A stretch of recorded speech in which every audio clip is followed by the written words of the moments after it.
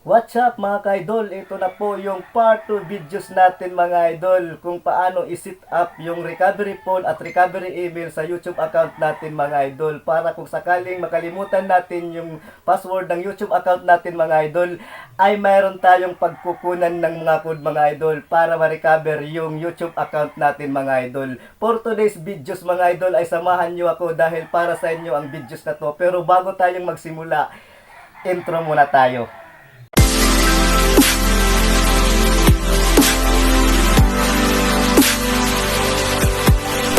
Hello mga idol, magandang araw na naman po sa ating lahat mga idol. Welcome back to Bones TV channel mga idol. For today's videos ay pag-uusapan natin kung paano natin i-set up yung recovery phone at recovery email ng YouTube account natin mga idol. Kung sakaling makalimutan natin yung password natin o ma-hack yung YouTube account natin ay meron tayo agad pagkukunan ng code upang ma-recover agad yung account natin mga idol. Bago tayo magsimula mga idol sa topic natin for today, kung bago ka pa lang dito sa channel ko, huwag po natin kalimutan na i-like, share, at subscribe. At pakihit na rin ang notification bell para maging updated pa kayo sa mga susunod pa nating videos.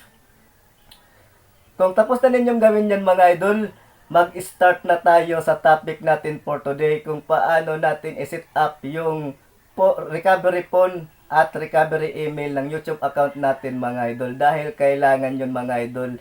Una mga idol, yung gagawin ninyo dapat mayroon kayong active na phone number mga idol na gagamitin natin sa recovery phone mga idol at mayroon kayong pangalawang email na gagamitin sa recovery email natin mga idol dahil kailangan yung mga idol.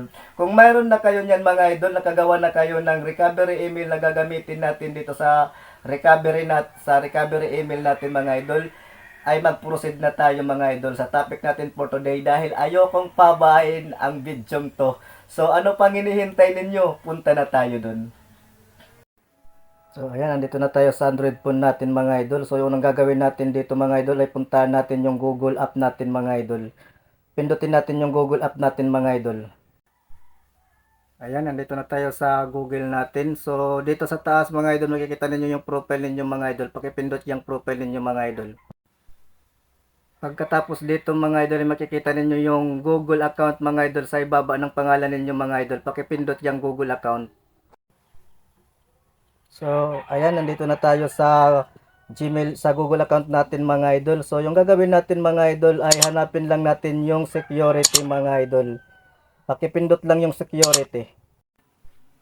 Pagkatapos dito mga idol ay scroll lang natin pataas mga idol. Hanapin natin yung phone number at saka yung recovery email mga idol. So nakikita naman ninyo mga idol yung recovery email natin mga idol at saka yung phone number mga idol. So i-click lang natin yung phone number mga idol. Paki-click yung phone number. Dito naman sa recovery phone mga idol ay hanapin lang natin itong add recovery phone mga idol. Paki-click lang itong add recovery phone. Dito naman mga idol ay nakalagay na yung number ko mga idol. Remove ko lang siya. So, i-add ko lang siya balik mga idol. So, yung gagawin ko dito ay pipindutin ko lang yung add mga idol. Yung number ko. Pipindutin ko lang yung add.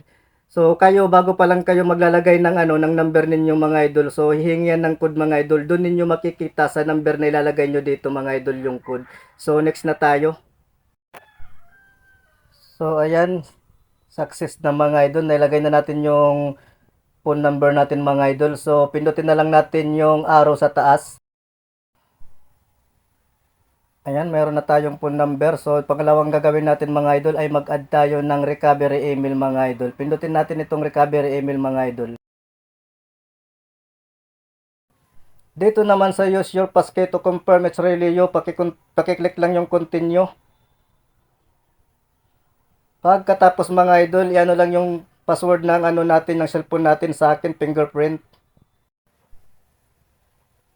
Dito naman mga idol sa recovery email ay maglalagay tayo ng pangalawang email na gagawin nating recovery email mga idol. Ita-type lang natin dito sa box sa ibaba mga idol. Type natin.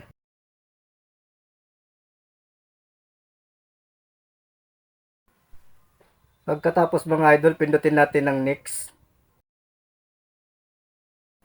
Dito naman sa verify your recovery email mga idol ay kailangan natin ng code mga idol. So makukuha natin ang code na to mga idol sa linagay natin ditong recovery email mga idol. Doon magsisend yung code mga idol. So ito yung sa akin mga idol.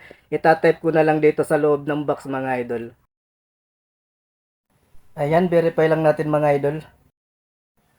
So ayan, may recovery email na tayo mga idol. Success yung pag-set natin ng recovery email. So yung gagawin na lang ninyo mga idol, pindutin yung arrow sa taas.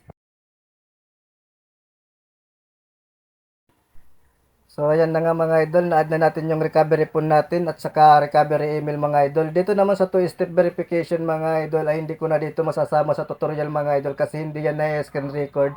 Kayo na mismo yung mag-turn on yan mga idol sa computer mga idol. Doon nyo ito turn on. So hanggang dito lang yung tutorial natin mga idol. Dito naman sa You Have Security Tips mga idol, mapapansin ninyo na kulay green na may check yung security tips natin mga idol. Ibig sabihin, secure na yung account natin mga idol. Mayroon na siyang recovery phone at recovery email. So, yun lang mga idol. Sana ay nasundan ninyo step by step yung videos natin for today mga idol. Hindi ko lang dun nasama yung paano i-turn on yung two-step verification mga idol dahil hindi yun na-screen record mga idol at kailangan sa computer yun gawin mga idol. Dapat i-turn on natin yun mga idol para hindi na talaga access ng iba yung YouTube channel mga idol dahil isa yun sa mga requirements na hinihingi ni YouTube mga idol na i-turn on natin yung two-step verification mga idol para sa seguridad talaga na hindi na talaga ma-access, tayo lang mismo yung makaka-access ng YouTube channel mga idol. Dapat i-turn on natin yung two-step verification mga idol. So mato-turn on lang yun mga idol sa computer mga idol. Kung wala kayong computer, pwede rin sa tablet mga idol. Kung gusto ninyong malaman kung paano natin i-turn on yung two-step verification mga idol, mag-comment lang kayo sa baba mga idol at gagawan natin ng videos mga idol. So, hanggang dito lang yung videos natin for today's mga idol. Mga idol, naabubutal tayo. Hanggang dito lang yung videos natin mga idol. Bago natin makalimutan mga idol, kung bago ka pa lang dito sa channel ko, wag po natin kalimutan na i-like, share, subscribe, at pakiclick na ang notification bell para maging updated pa kayo sa mga susunod pa nating videos. So, yun lang mga idol.